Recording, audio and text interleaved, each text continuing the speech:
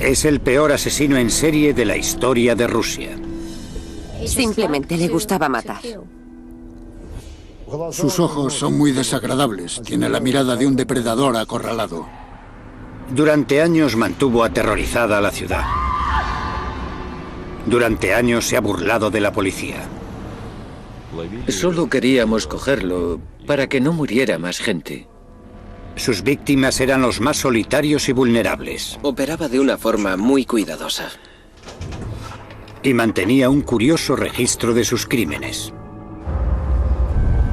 Basada en un acceso sin precedentes a la Brigada de Élite de Homicidios de Moscú y en las grabaciones únicas de la policía de una espeluznante confesión en el lugar del crimen, esta es la historia jamás contada de la caza del asesino en serie más prolífico de Rusia.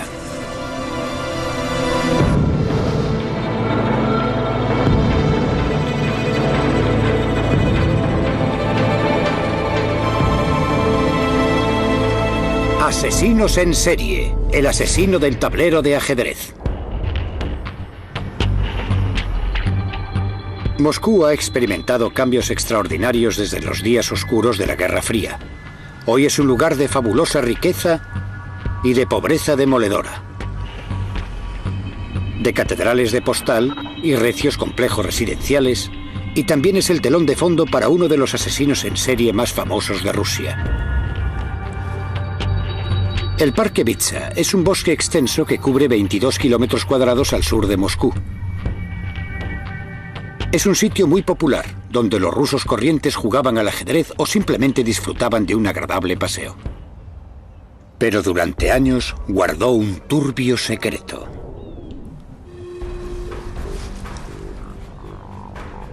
El sábado 15 de octubre de 2005, la policía de Moscú encontró el cuerpo sin vida de Nikolai Boroviev, de 31 años. Había sufrido heridas terribles en la cabeza.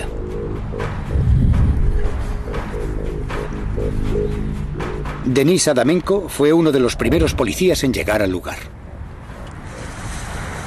Fue aquí, exactamente en este lugar, donde encontramos a una de las víctimas. Desde luego, cuando lo encontramos, este no era un lugar nada agradable.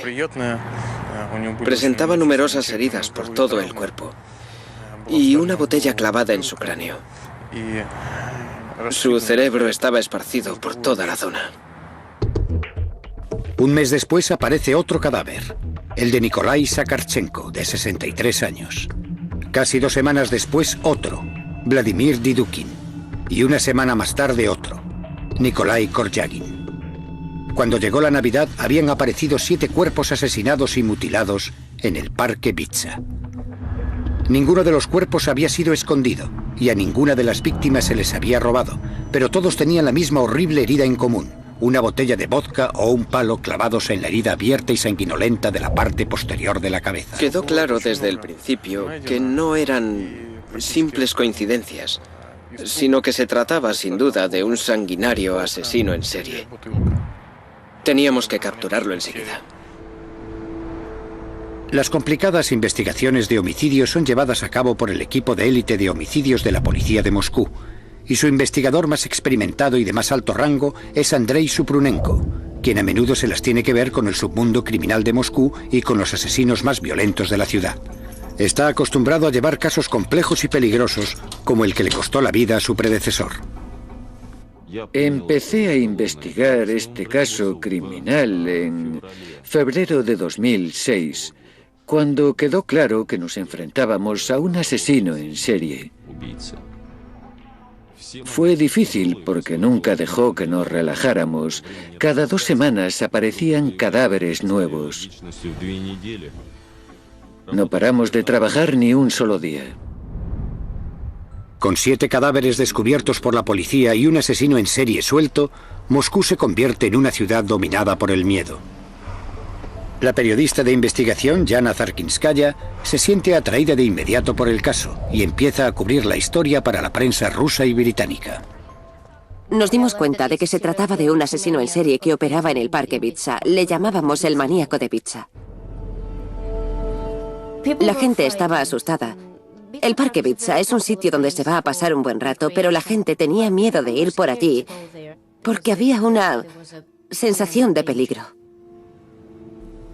A pesar de haber encontrado tantos cadáveres, la policía tiene pocas pistas para averiguar la identidad del maníaco de Bitsa.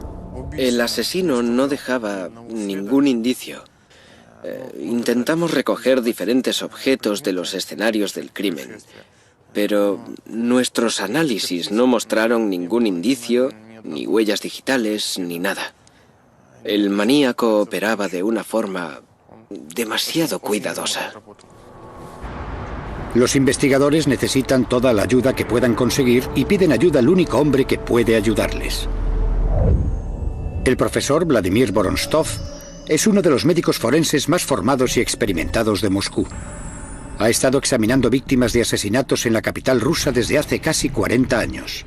Le corresponde a él determinar la naturaleza exacta de la muerte horrorosa de las víctimas. Todas las heridas fueron infligidas en la zona de la cabeza y había muchas. Las heridas más graves se infligirían en la zona posterior y lateral de la cabeza y, por supuesto, también en la cara. Era como la tarjeta de presentación de este criminal, su firma. Estos son los cráneos de algunas de las víctimas encontradas en el Parque Bitsa, donde se ven sus gravísimas heridas.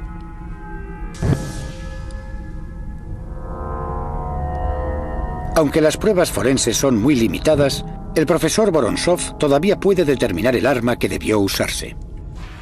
Esta fractura fue causada por un objeto que tenía una arista en forma de ángulo. Podría haber sido un martillo. ¿Pero quién es el asesino que empuña el martillo en el Parque Bitsa? En pocas semanas sucede algo que promete desvelar todo el misterio. Señorita, venga aquí.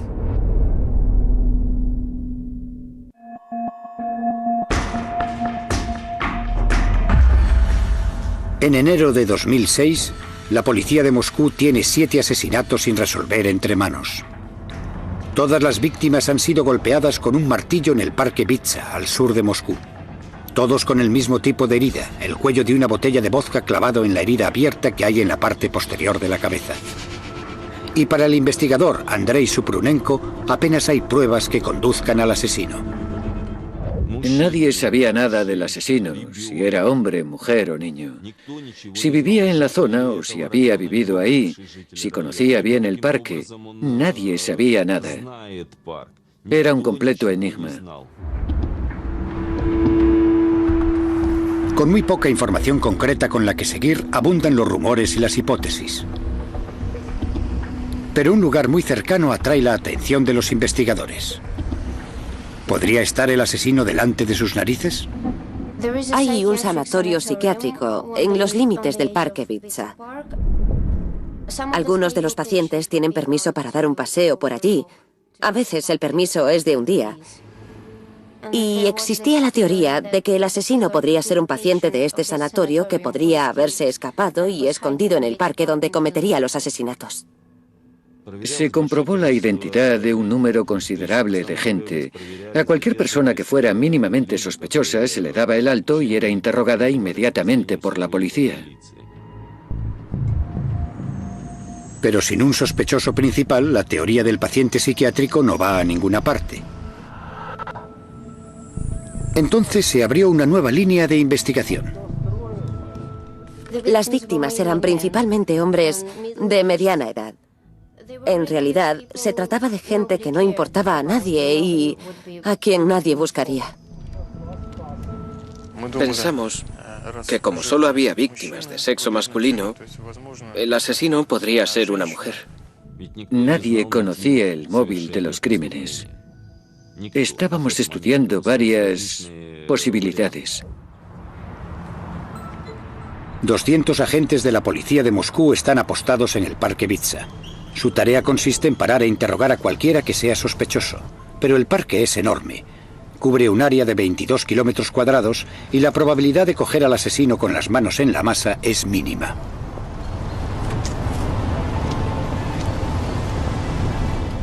Señorita, venga aquí.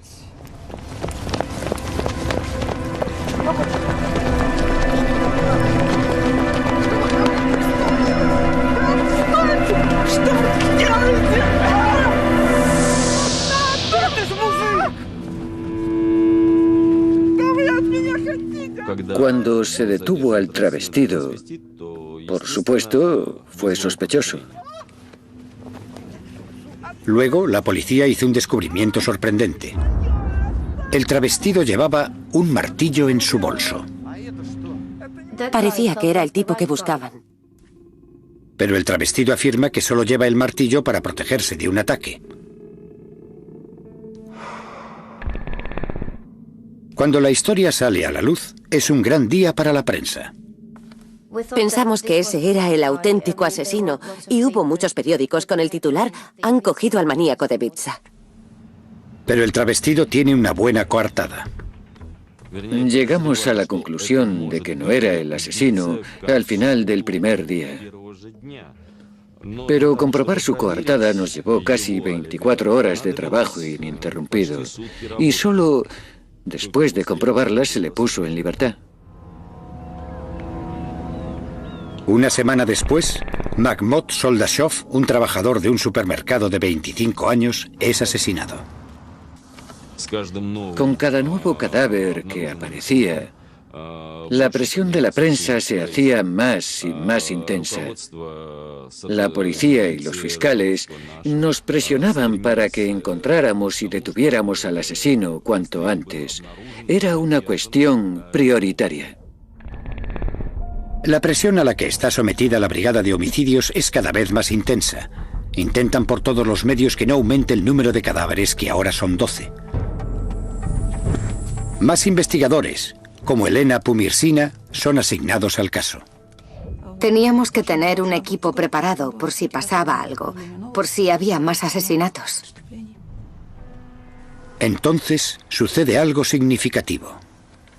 En un determinado momento, y por alguna razón que aún no teníamos clara, se puso a matar mujeres. En abril de 2006, los investigadores encuentran el cuerpo de Larisa Quiligina, de 48 años, que trabajaba en un supermercado. 2 meses después, encuentran el número 14. En junio de 2006 se descubrió otro cadáver, el de una mujer con el mismo tipo de heridas.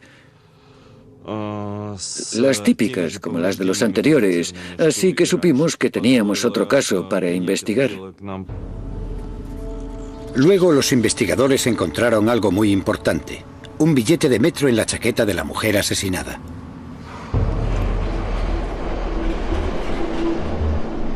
Los detectives ahora empiezan a estudiar detenidamente las grabaciones del metro de Moscú para ver si consiguen averiguar quién viajó con la mujer ese día. Pero es una tarea inmensa. Después sucede algo más. 2 días después, unos agentes de policía me llamaron para decirme que el hijo de la mujer asesinada había aparecido y que había identificado el cadáver. La víctima era Marina Moskalyova, una madre soltera de 36 años. Vivía sola con su hijo Sergei. Cuando nos entrevistamos con él, nos dijo que su madre había salido a dar un paseo con su novio, Sasha. No volvió a casa. Mientras los investigadores intentan reconstruir los últimos movimientos de Marina, su hijo entrega una prueba clave. Antes de salir, Marina había intentado llamar a su hijo para decirle a dónde iba, pero el teléfono no funcionaba. Dejó una nota para decir dónde iba y con quién. Dejó su nombre y número de teléfono. El número de teléfono correspondía a un hombre de 32 años que trabajaba en un supermercado, Alexander Pichushkin. En Rusia, el diminutivo de Alexander suele ser Sasha. Esta fue la primera pista concreta que nos llevaba a Pichushkin y localizamos su dirección. Al mismo tiempo, los investigadores encuentran un vídeo de las cámaras de seguridad de la estación de metro. Mientras analizábamos los detalles, encontramos un vídeo de Moskalyova con un extraño caminando juntos dentro de la estación de metro. Estas son las últimas imágenes de Marina Moskalyova viva. Ella no lo sabe, pero está caminando junto a un hombre que lleva un martillo en su bolsa y que tiene toda la intención de matarla. Ese hombre es Alexander Pichushkin. El vídeo confirmó que se trataba efectivamente de él junto a Moskalyova. Y precisamente esa era la prueba que necesitábamos para detenerlo y acusarle formalmente del asesinato de Marina Moskalyova. El 16 de junio fuimos a detener a Pichushkin. Recuerdo que era por la noche. Estaba oscuro. Entre las 10 y las 11 aproximadamente. Estaba totalmente tranquilo. Y al principio del interrogatorio lo negó todo. No soy el que buscáis. No soy yo. Yo no sé nada. En ese momento lo detuvieron. Solo se le acusaba del asesinato de Moskalyova. Pero con las pruebas contra él acumulándose, la nota que había dejado la mujer y las imágenes en vídeo de sus últimos momentos, los investigadores están seguros de que han detenido al hombre correcto. Y Pichushkin pronto se da cuenta también. Suelen confesar, todo el mundo confiesa, al final no había duda. La investigadora Pumirsina tiene razón. A las pocas horas, Alexander Pichushkin confiesa el asesinato de Marina Moskalyova. En realidad, el maníaco de Vitsa, como me llamaban, soy yo. Después de 8 meses de intenso trabajo, los investigadores tienen al hombre que buscaban. Por supuesto, cuando detuvimos al asesino, todos estábamos muy satisfechos. Ahora los detectives pueden reconstruir los últimos momentos de Marina. Ella había conocido a Pichushkin el 13 de junio. Él le había pedido que fueran a hacer un picnic al parque. Él dijo: estuve sentado ahí con ella durante mucho tiempo, realmente solo, preguntándome si matarla o no. Y al final decidí matarla porque me pareció que si no lo hacía, la vida se convertiría en una tortura para mí.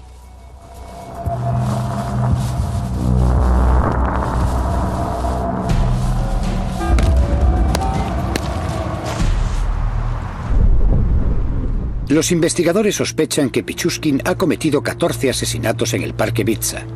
Pero lo que viene después es una sorpresa absoluta. Por supuesto, ninguno de nosotros podía imaginarse el número real de crímenes que había cometido. Cometí 61 asesinatos. 60 de ellos en el parque Vitsa.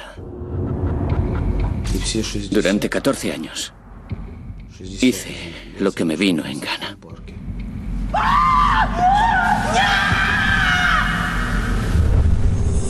Era casi como Dios. Nadie podía frenarme. Es una confesión sorprendente. Cuando confesó, fue una sorpresa para todos porque es enorme, una cifra enorme. 60 víctimas harían de Pichushkin el asesino en serie más prolífico de Rusia. Incluso más que el depravado carnicero de Rostov, Andrei Chikatilo. Necesitábamos comprobarlo todo, y eso quería decir que teníamos mucho trabajo por delante antes de dar por cerrado el caso. Y entonces los investigadores encuentran algo que les hace pensar que la historia de Pichushkin podría ser verdad. Después de encontrar a Pichushkin, se hizo un registro de su domicilio.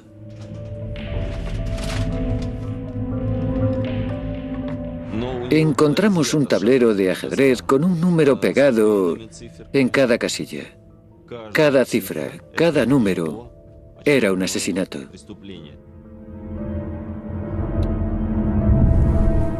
Quería cometer un asesinato por cada una de las casillas del tablero.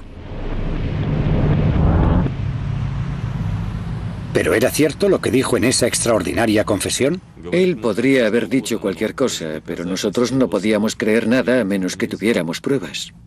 Y para conseguir esas pruebas, tendrían que meterse en la mente del asesino en serie más prolífico de Rusia.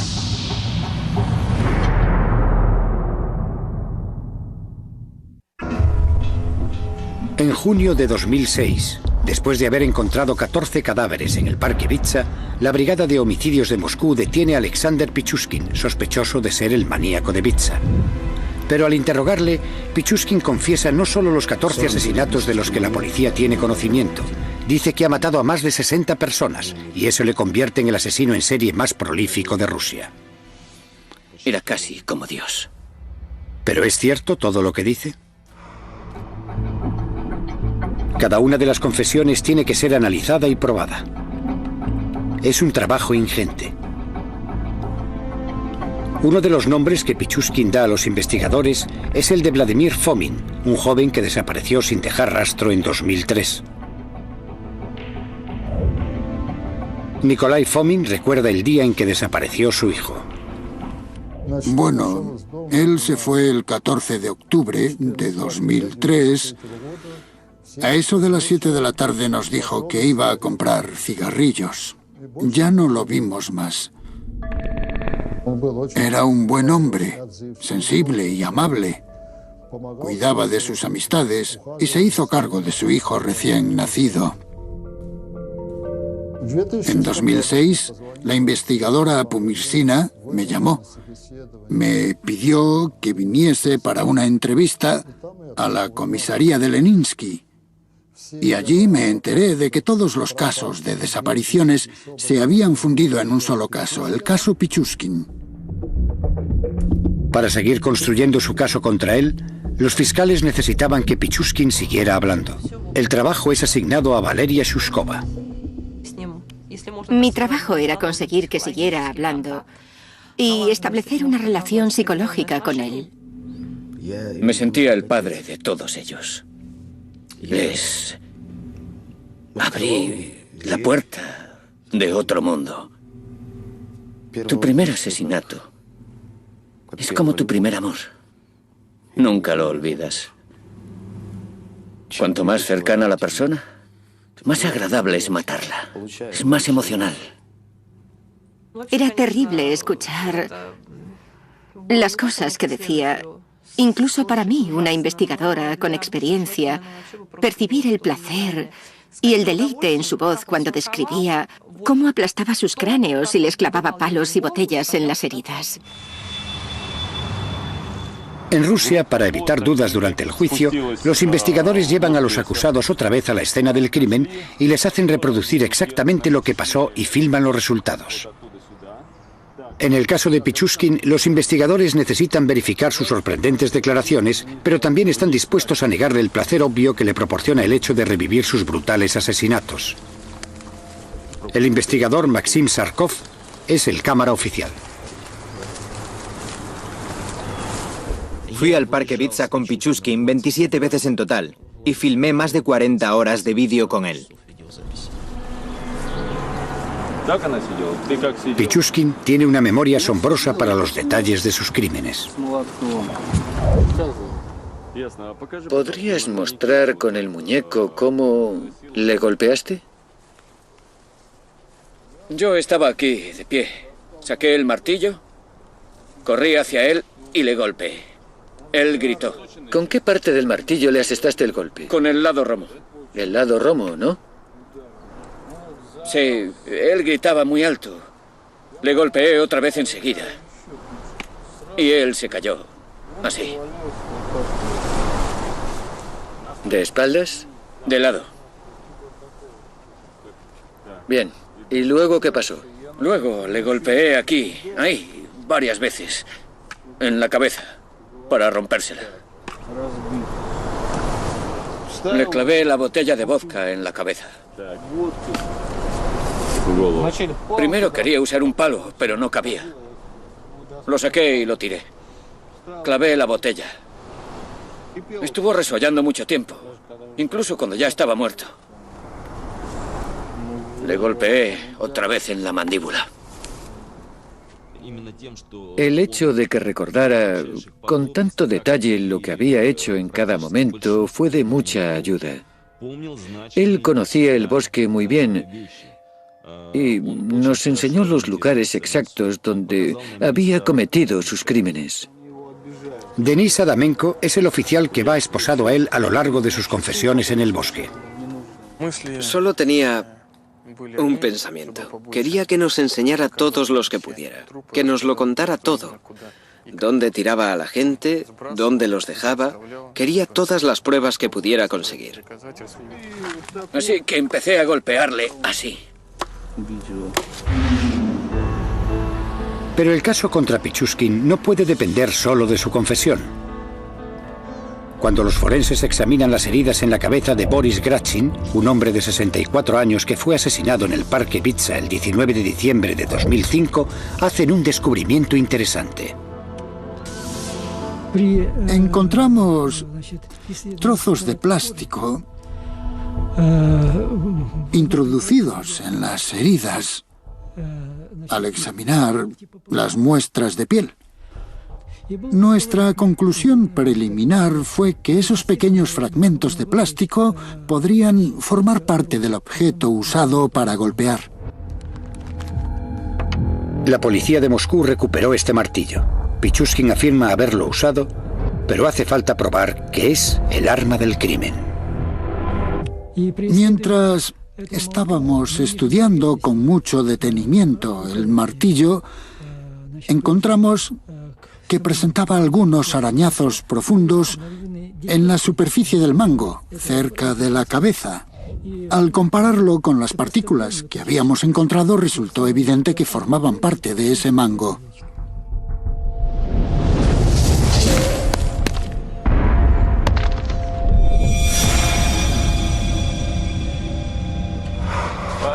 Durante su confesión filmada, Pichushkin reveló muchos asesinatos extraordinarios y también cómo, como asesino, aprovechaba cualquier oportunidad para matar. Todas sus acciones iban encaminadas a cometer tantos asesinatos como fuera posible. El 18 de enero de 2002, Pichushkin conoció a un hombre sin hogar de 40 años llamado Slavin. Le empujé hasta aquí y le tiré al suelo. Y él empezó a decir, ¿por qué me tocas?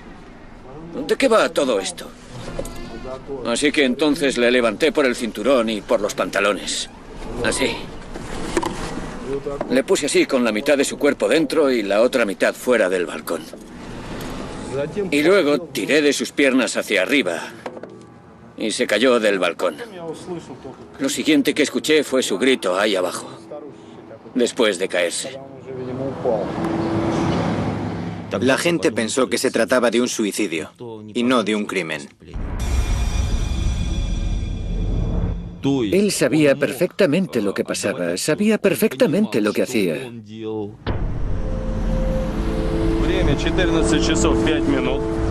Según los investigadores van hurgando más en el pasado, construyen una imagen precisa del hombre que dice haber asesinado a más de 60 personas.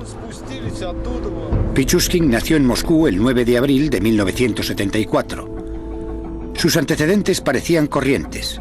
Vivía con su madre y su hermana en este apartamento de la calle Kersonskaya. Es un piso típico de la época soviética y no está lejos del Parque Bitsa. Tenía un trabajo fijo en un supermercado y en general le caía bien a la gente. Su vida era normal y corriente. Pero Alexander luchaba por ser diferente. Un equipo de médicos del Instituto Ruso de Psicología dedicó 6 meses a estudiar el historial psicológico de Pichushkin. Uno de ellos era el psicólogo Eugeni Machushkin. No era feliz en su vida privada. Solo hacía su trabajo y llevaba una vida solitaria. Por lo que sabemos, intentó vivir con mujeres en varias ocasiones e incluso intentó formar una familia, pero fracasó.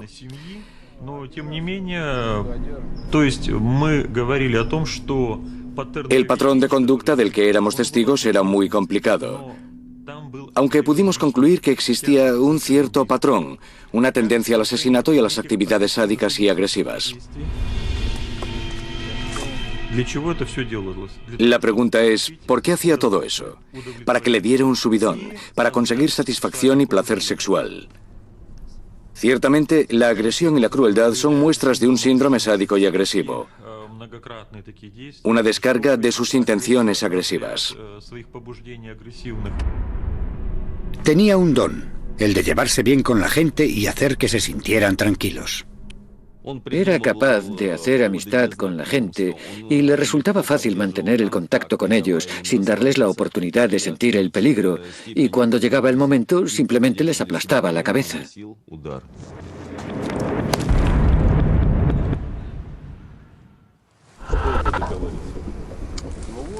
Durante las 40 horas de confesión filmada en el bosque, Pichushkin continúa horrorizando a los investigadores por la naturaleza de sus crímenes.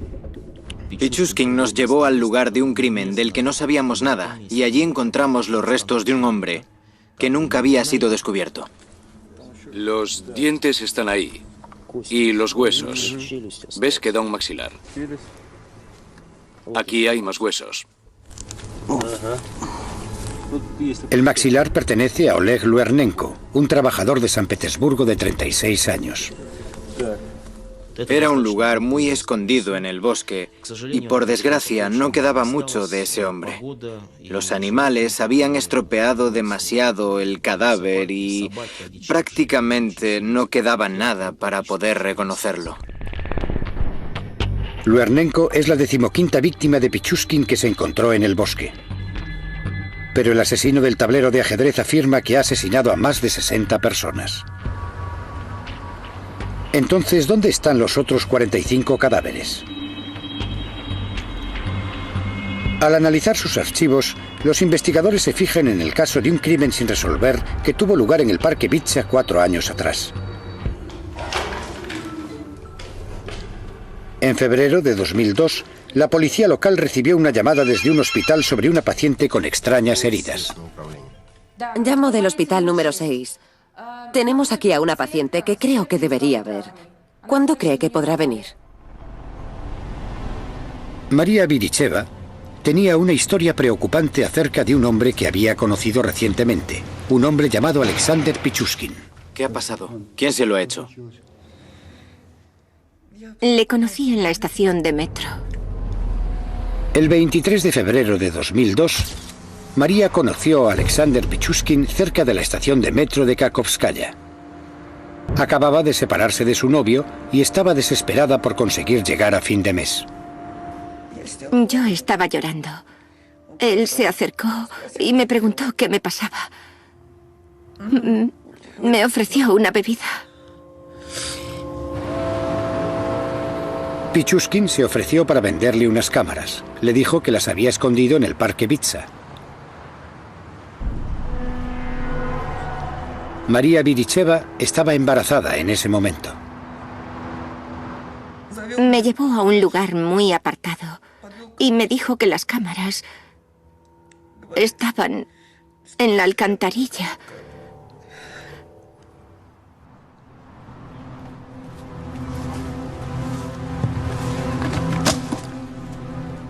Me dijo que mirara en la alcantarilla.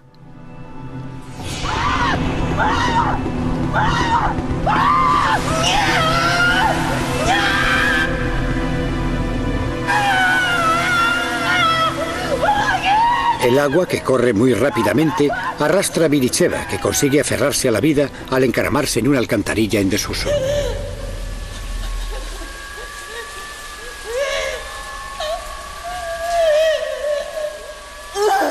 Después de estar atrapada durante más de 20 horas, finalmente reunió las fuerzas para salir de allí.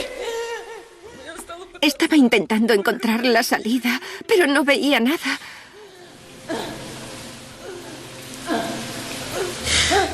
Creí que iba a perder a mi bebé por culpa de ese malnacido.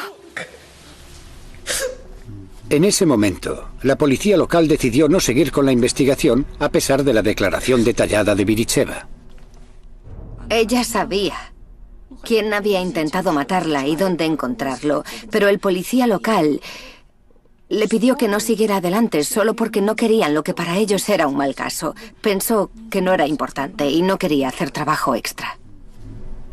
Ahí se perdió una buena oportunidad. Tuvieron la posibilidad de cogerle mucho antes y de salvar más de 20 vidas, creo.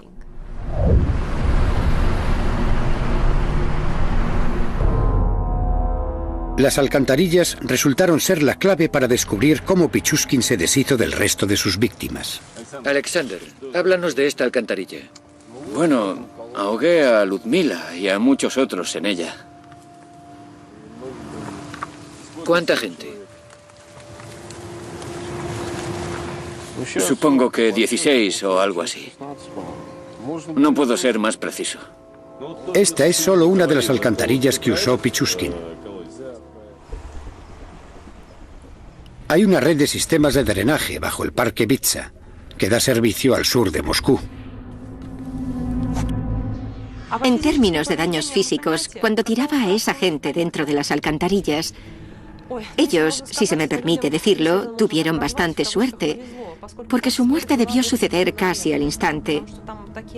Corre tanta agua por aquí y a una presión tan grande que cuando pusieron un maniquí dentro de la alcantarilla para ver cómo era, se rompió en pedazos. Pichushkin se deshizo de muchas de sus víctimas de esta manera, y eso incluye a su primera víctima, Mikhail Odilchuk, un compañero de clase de 18 años a quien asesinó en 1992. Odilchuk se había negado a acompañar a Pichushkin en una salida para matar. Luego, en febrero de 2002, Pichushkin arrojó el cuerpo de un niño sin hogar a quien llamaban Mitra y que solo tenía 9 años.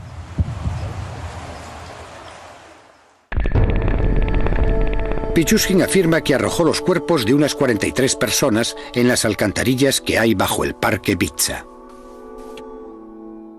Incluso nos echó la culpa por no ser capaces de encontrar todos los cadáveres. En serio. Nos echó en cara que no trabajábamos lo suficiente, que éramos unos vagos.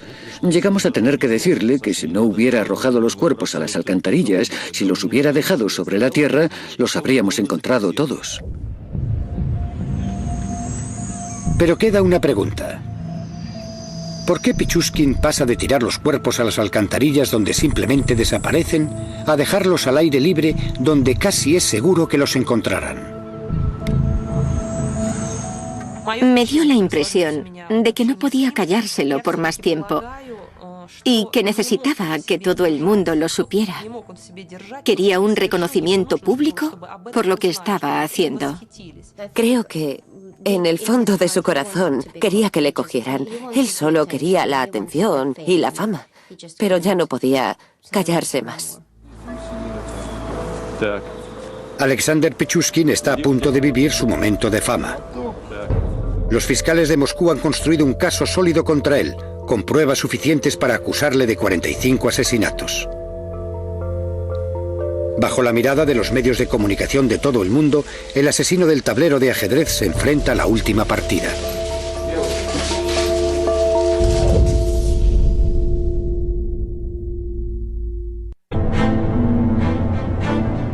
El 13 de septiembre de 2007, el asesino en serie más prolífico de Rusia, Alexander Pichushkin, va a juicio en Moscú, acusado del asesinato de 49 personas. Es la culminación de un impulso de matar que ha durado más de 15 años y que ha mantenido a la ciudad aterrorizada. Yo fui a la vista. Para él fue una verdadera actuación. Él quería la atención y ese era el sitio donde podría conseguirla. Estaba el jurado, la prensa, los fiscales, el juez, y él era el centro de todo. Estaba disfrutando. Lo único que quería era que el jurado estuviera presente en la vista, de manera que tuviera tanto público como fuera posible, y habló con mucho placer en el juicio sobre las cosas que hizo. Realmente disfrutaba. Este es el momento de fama de Pichushkin y actúa como nunca. Le preguntan si se arrepiente de algo. Pichushkin hizo una breve pausa y luego dijo, sí, me arrepiento de una cosa. Me arrepiento de que me arrestaran tan pronto. Estaba planeando matar a otra mujer a los 2 días. Cada día, en el juicio, se vieron unos 6 episodios, 5 o 6 asesinatos. Pichushkin era muy reservado y asentía cuando le hacían preguntas. Sí, lo hice, sí, fui yo. Para todo el mundo era algo espantoso. Pensábamos que al menos pediría perdón a los que había asesinado. Y no mostró ningún remordimiento en absoluto. ¿Pero está cuerdo el hombre que afirma haber matado a más de 60 personas? Una persona demente es incapaz de darse cuenta de las consecuencias de sus acciones, pero aquí las acciones del sujeto tenían un propósito y eran sistemáticas, y era consciente de lo que estaba haciendo. Por eso es por lo que la comisión de expertos llegó a la conclusión de que estaba cuerdo. Después de un juicio que duró 6 semanas, el jurado tardó menos de 3 horas en entregar un veredicto unánime. Y el lunes 29 de octubre de 2007, el juez Vladimir Usov dictó sentencia. En vista de la gravedad de los crímenes cometidos y el excepcional peligro para la sociedad que representa el acusado y para establecer justicia social y evitar nuevos crímenes, la Corte considera necesario sentenciar a Pichushkin por haber cometido crímenes especialmente graves a cadena perpetua.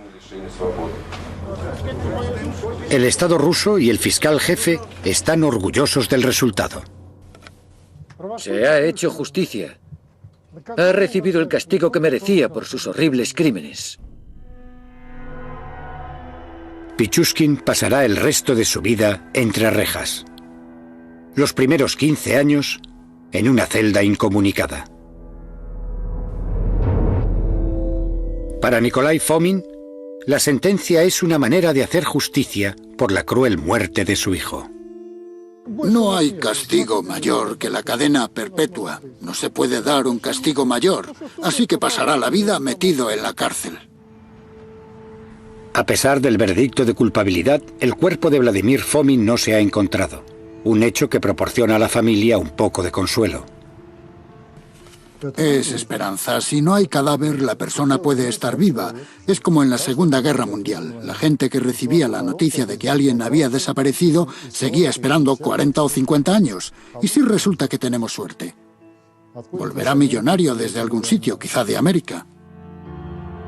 Condenar a Pichushkin había llevado 9 meses de trabajo agotador. Había sido muy duro y estresante.